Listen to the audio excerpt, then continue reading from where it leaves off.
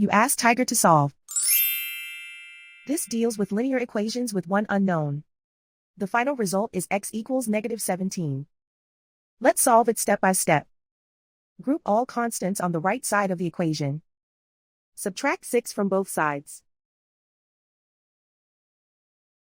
Group like terms. Simplify the arithmetic.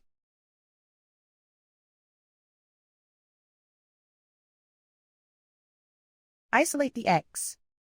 Divide both sides by -6. Cancel out the negatives. Simplify the fraction. Move the negative sign from the denominator to the numerator. Find the greatest common factor of the numerator and denominator. Factor out and cancel the greatest common factor. And so the final result is x equals -17.